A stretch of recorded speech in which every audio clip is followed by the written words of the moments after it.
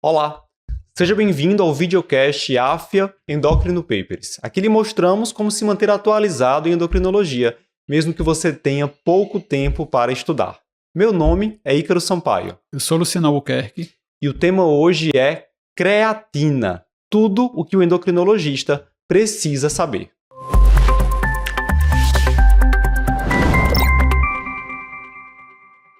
Luciano, vamos começar falando o motivo de estarmos gravando uma aula, um videocast sobre creatina.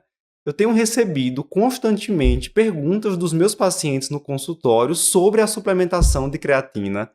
E eu sei que se isso está acontecendo comigo, se está acontecendo com você, está também acontecendo com toda essa galera que acompanha o AFIA Endocrino Papers, colegas endocrinologistas e colegas também de outras especialidades. Então é nosso dever vir aqui e falar um pouco sobre o que existe de evidência a respeito da suplementação da creatina. A creatina, que é um composto nitrogenado formado a partir de 3 aminoácidos: arginina, metionina e glicina. A creatina ela está presente em alguns alimentos, como carnes e peixes, mas ela também é produzida de forma endógena, principalmente no fígado e nos rins. Mas veja, existe um racional, uma explicação sobre a suplementação da creatina. É porque para alcançar realmente a capacidade ergogênica que ela proporciona, esse desempenho, essa melhora do desempenho esportivo, seria necessário que o paciente consumisse ali em torno de 3 quilos de carne por dia, né? O que não é viável, nem é saudável. Então, existe aí uma razão para a suplementação de creatina, principalmente para quem deseja melhorar desempenho esportivo. Vamos começar falando justamente sobre isso, sobre o uso da creatina para desempenho esportivo e também em relação à composição corporal. O que é que a gente tem de evidência em relação a esses aspectos, Luciano? Então, Ícaro, a gente tem que falar inicialmente justamente sobre essa questão da funcionalidade da creatina, né? A creatina ela vai atuar ali dentro do músculo quase como uma primeira fonte de energia, vamos colocar dessa maneira, né? Ela faz uma reciclagem de ATP, né? Que é a molécula mais envolvida na questão da produção de energia. Então, ela recicla ADP para ADP. ADP para ATP, né? Então, reforma esse ATP. E é uma fonte de energia de primeira utilização numa maior intensidade. Então, ela é muito dirigida para essa questão da musculação, aquela necessidade de um exercício mais vigoroso, uma contração mais intensa e mais rápida. Então, essa aí vai utilizar essa creatina como uma fonte inicial ali de energia, muito antes de você pensar em usar glicose, muito antes em usar ácido graxo, usar outras fontes energéticas. Então, a creatina estaria nesse papel.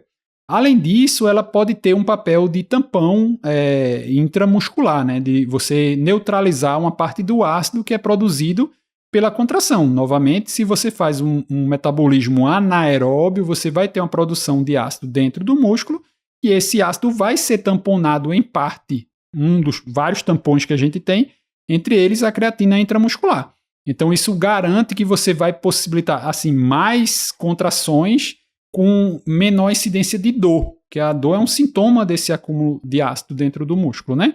Então, assim, em parte, teoricamente, funcionalmente, seria isso, né? Então, a gente tem evidências, tem estudos mostrando que o uso da creatina, a suplementação de creatina, está associada a um ganho maior de massa muscular, principalmente massa muscular magra, né? Então, seria principalmente para esse exercício com finalidade de ganho de massa muscular. Ela também está associada com ganho de desempenho, melhora de performance física. Então, algumas entidades internacionais elas classificam os suplementos em relação a esses suplementos que servem para melhora do desempenho e suplemento que serve para ganho de massa muscular. E a creatina entra nos dois e entra como aqueles suplementos que têm evidência científica para a recomendação dele, né? Então, a creatina tem muito estudo e estaria presente nessas duas situações. Esse ganho não é assim exorbitante, né? A gente sabe assim, a diferença é relativamente pequena, mas nesse meio onde você está ali buscando um desempenho um pouco maior, um pouco menor, vai caber. E como você disse, até dentro dessa população, assim, você tem muito a creatina de fonte alimentar animal. Então, se a gente tem um indivíduo que tem alguma restrição alimentar, que talvez o consumo proteico não seja suficiente, a creatina vai acabar tendo ainda mais indicação da sua suplementação. Então, sempre individualizar para o seu paciente, né? dar uma conversada com ele, ver qual é ali o plano alimentar dele, o que é que ele realmente consome ou não. Porque às vezes você fala, tem que suplementar proteína, mas esses suplementos proteicos, a boa parte dele, que é o whey protein, por exemplo, não tem uma quantidade significativa de creatina. Alguns whey proteins aí, entre aspas, de fontes animais, que tem alguns, tem alguns suplementos que já tem whey protein e creatina junto, vamos dizer dessa maneira, né, assim, de alguma forma. Mas, para quando não tem e quando a dieta não é suficiente, né, aí caberia mais a suplementação. Perfeito, Luciano. Então, quando a gente fala sobre suplementação de creatina com o objetivo de melhorar desempenho esportivo, ganho de massa magra, isso é algo que está bem definido. Uhum. Mas isso vai nos levar a um outro questionamento. Você falou agora um pouco sobre whey protein. E a gente sabe que suplementação de whey demonstra, sim, benefícios em relação ao controle glicêmico de pacientes com diabetes.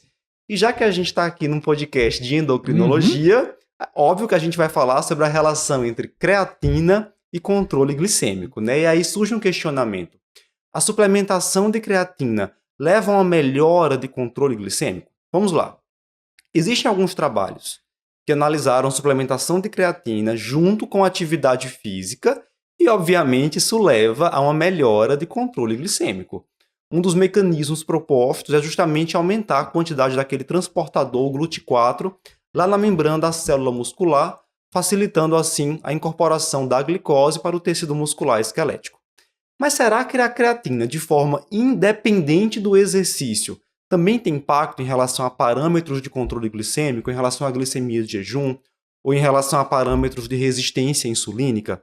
Isso já foi analisado numa meta-análise publicada, acho que em 2022, no Journal da Sociedade Europeia de Nutrição e Metabolismo, e eles chegaram à conclusão de que ainda não há evidências suficientes para definir que a creatina por si só, de forma independente do exercício, tem impacto em parâmetros de controle glicêmico, como a gente tem, por exemplo, já dados com o whey protein. Então, por enquanto, o que a gente pode dizer aqui, se o paciente tem diabetes, ele vai usar creatina e vai iniciar um programa de atividade física, obviamente ele terá melhora de parâmetros até mesmo por causa do exercício.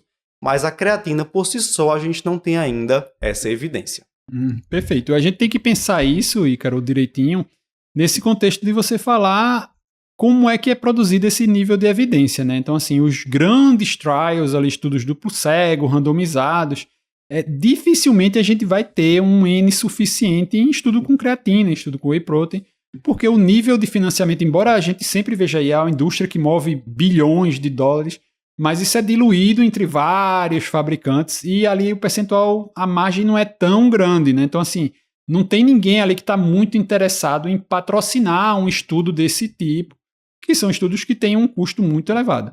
Então, caindo no cenário de meta-análise, a qualidade da meta-análise é a qualidade do pior estudo da meta-análise, né? Então, assim, se os estudos não são tão bons, às vezes a meta-análise também vai ter algum achado equivocado. Cabe muito nessa aí. A creatina vai favorecer uma contração muscular melhor. Aquela história, né? A gente brinca. Quem já usou e malha e vai para academia, treina. Então você sabe que quando você está usando, você consegue cargas maiores do que quando você não está usando. Então, como o seu exercício vai ficar mais intenso, como o seu ganho de massa magra vai ficar mais intenso, você vai fazer mais atividade física e isso, consequentemente, vai trazer uma série de benefícios que estão ali relacionados, né? E a gente pode até falar um pouquinho mais sobre essa questão, né? Um indivíduo que não tem essa atividade física toda, um paciente sedentário, né? Como é que a creatina, existe essa evidência, como a gente tem, de novo, relacionado ao exercício? Esse é um ótimo questionamento. Será que há benefício de suplementar creatina para quem não pratica atividade física, né? Vamos lá. Isso foi respondido recentemente num artigo bem interessante que traz algumas perguntas e respostas sobre creatina. O que é que os autores argumentam lá? Algumas populações respondem com um maior aumento da concentração intramuscular de creatina quando fazem aquela suplementação que envolve uma fase de saturação, uma fase de ataque, digamos assim, e depois uma fase de manutenção, mesmo que não estejam praticando atividade física enquanto fazem a suplementação da creatina. Mas olha o que eu estou falando.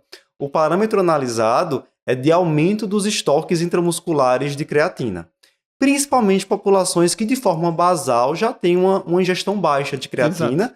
E que obviamente tem também níveis musculares mais baixos, como você citou, a população vegetariana ou vegana. Então, nesses casos, parece haver uma maior resposta à suplementação no que se refere à concentração aos estoques intramusculares.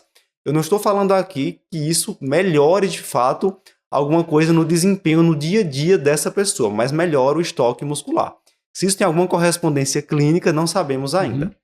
Numa população de pessoas idosas com mais que 65 anos, que geralmente, como alguns estudos mostram, é uma população que tem também estoques mais baixos de creatina intramusculares, essa suplementação, que envolve também uma fase de saturação ou de carregamento e uma posterior fase de manutenção, também melhora os estoques intramusculares e, em alguns trabalhos pequenos, parece melhorar a força e também reduzir fadiga desses pacientes. Então, qual é a conclusão? De que algumas populações em específicos, com ingestão menor ou com níveis mais baixos de creatina intramuscular, podem se beneficiar da creatina, mesmo que não estejam praticando atividade física, mas ainda há necessidade de maiores dados que mostrem de fato o que é que isso muda na vida do paciente. Mas é uma informação interessante para que a gente comece a pesquisar e ler mais sobre esse tema, né? Creatina para quem não pratica atividade física. E eu te devolvo agora uma outra polêmica, Luciano, e essa aí eu tenho certeza que muita gente quer saber. Faz diferença o momento da tomada da creatina, antes ou pós-treino, em relação ao resultado relacionado ao uso desse suplemento? Então, assim, só se for um efeito aí placebo, né? Aquela velho, a vibe do pump, né? Que o pessoal fala muito, né? Boa. Então, assim, aquele indivíduo que acha que tomando um suplemento para ir treinar, de repente, psicologicamente falando, ele vai acabar se esforçando um pouco mais porque acabou de tomar aquele suplemento, né? Em relação, como a gente já falou aqui, ela é uma substância que vai se depositar dentro do músculo, né? E que precisa de um estoque de creatina dentro do músculo. Então não é a creatina sérica, antes de entrar no músculo já vai estar fazendo efeito, isso não existe. Então assim, o uso no médio e longo prazo, por isso também que existe essa fase de carregamento, que dependendo do perfil vai ter mais ou menos benefício, porque você vai estocar essa creatina dentro do músculo e a partir desse estoque, seu rendimento muscular vai ser maior. Então não existe diferença entre usar a creatina antes do treino, depois do treino, inclusive nos dias sem treino, ele recomenda que mantenha o uso, né? Tem alguns autores que falam em relação à dose, você usar uma dose maior ou menor no dia com treino, sem treino, mudar um pouco, mas em geral todo mundo concorda mais ou menos com a mesma posologia, não tem nada que comprove uma diferença muito grande. Então existe a fase de carregamento no início, que é para saturar esse estoque, e a partir dessa saturação existe essa manutenção, que aí não importa se você consome de manhã, de noite, que horas você vai usar. Existe sim alguma recomendação em relação à utilização com carboidrato simples, poderia aumentar a absorção e a utilização dessa creatina, justamente porque parece que ela facilitaria a entrada muscular, né, por conta de insulina, de alguma coisa relacionada aí, tá? Perfeito. Então, até aqui nós vimos o que é a creatina, quais são os seus benefícios já evidentes em relação ao exercício físico e composição corporal. Falamos um pouco sobre a relação entre creatina e controle do diabetes mellitus, sobre creatina para pessoas sedentárias e também sobre o momento da tomada da creatina. Mas há outros pontos a serem discutidos. Será que a suplementação com creatina prejudica a função renal? Outro ponto. Suplementar a creatina promove retenção hídrica, aumento de peso por retenção hídrica? Como é que deve ser feita finalmente essa suplementação? A gente vai discutir esses pontos na versão completa desse videocast que você pode conferir na plataforma do curso de atualização em endocrinologia do AF Endocrino Papers. Eu te espero lá.